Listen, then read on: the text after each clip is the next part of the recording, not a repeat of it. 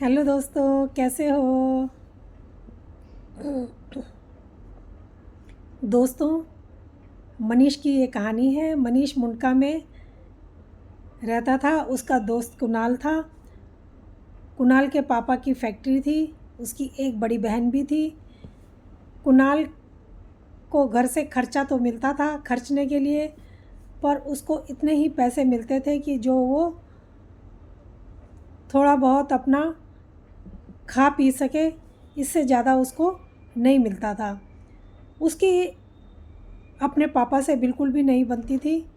उसे वो सोचता था कि मुझे घर में अहमियत नहीं दी जाती। वो बड़ा गुस्सा उसको आता था। अपने दोस्त को भी वो ये बात बताता है। उसका एक दोस्त था जिसे वो सारी बात बताता था। जो वो उसका दोस्त कहता है, ठीक है, मैं एक बाबा को जानता हूँ, उस बाबा के पास चलेंगे, जो बाबा सबकी विश पूरी कर देता है। अगर तू कहे तो मैं उसको उसके ही पास तुझे ले चलता हूँ। और वो मुंडका में जाते हैं। मुंडका रेलवे स्टेशन के पास वो एक बाबा था, उसके पास लेके उसे जाता है। रात को 10 बजे बाबा उनको बुलाता है, पूजा करने को कहता है, और वो अकेला जाता है। और वो लड़का, उसका जो एक दूसरा दोस्त था, वो उसको बताता है। उसका दोस्त उसको मना करता है कि इन सब चक्करों में मत पड़, ये चक्कर ठीक नहीं है। लेकिन वो फिर भी वहाँ जाता है। रात को 10 बजे बाबा ने बुलाया था, वो पूजा करवाता है। और मनीष बाबा कहते हैं कि घर से तुझे खाना भी लाना पड़ेगा, 10:30 बजे भोग लगाना पड़ेगा आके। और ये यक्षिणी को बाबा जो है एक्टिवेट कर देता है। उसकी शर्तें थी कि रोज़ तू 10:30 बजे इसको भोग लगाएगा, और नंगा होना पड़ेगा तुझे, और तीसरा किसी को नहीं बताना पड़ेगा। तो वो कहता है कि ठीक है। वो कहता है मैं कुछ भी करूँगा, मेरा घर में जो है मेरे से कोई खुश नहीं रहता। वो उसको 2 साल हो जाते हैं। वो 2 साल तक उस पर अटैक करती रहती है। अब उसके शारीरिक और मेंटली दोनों तरह से उसको परेशान वो करने लग गए थे। एक दिन मनीष उससे थोड़ा टच हो जाता है, तो उसे बहुत गुस्सा आता है और कहता है, भाई ये सब इतना गुस्सा तू क्यों कर रहा है। वो कमरा बंद कर देता है और किसी से बात नहीं करता था। और तभी उसके मम्मी पापा भी सोचते हैं कि ये पता नहीं दरवाज़ा बंद कर लेता है और क्या करता रहता है। उसके मम्मी पापा एक दिन उसको देख लेते हैं। और मनीष फिर उसका पीछा करता है। वो अपने घर से गेहूँ लेके गया था, और वहाँ ले जाकर गेहूँ पर वो पेशाब कर देता है, और एक साइड में नंगा होके हो जाता है। तो मनीष जब उससे पूछता है कि भाई ये सब क्या है, तू इस उस चीज़ के चक्कर में पड़ गया है, और तुझे मैंने मना भी किया था कि इन सब चीज़ों के चक्करों में मत पड़। तो वो अपने गुरुजी को बताता है कि एक मेरा दोस्त है जिसके जो इस तरीके के चक्कर में पड़ गया है।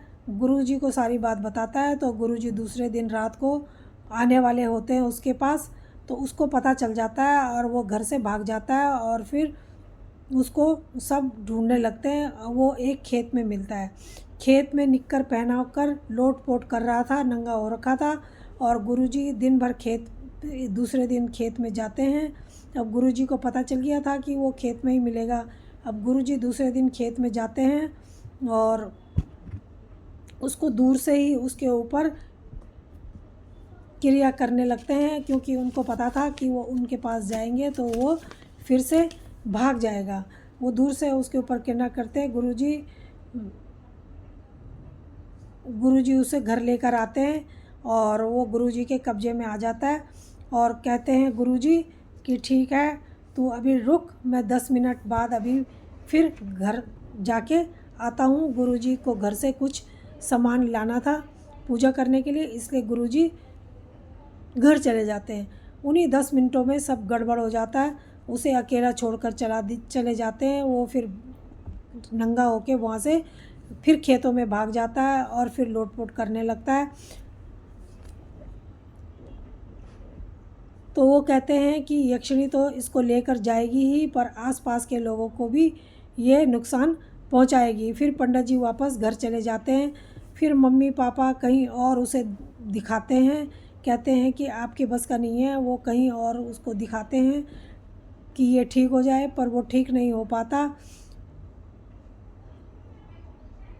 फिर वो दोबारा उसी गुरुजी के पास उसको ले जाते हैं जो पहले उसको देख रहे थे, क्योंकि उनकी समझ में सब बातें आ गई थी कि ये क्यों कर रहा है और कैसे कर रहा है।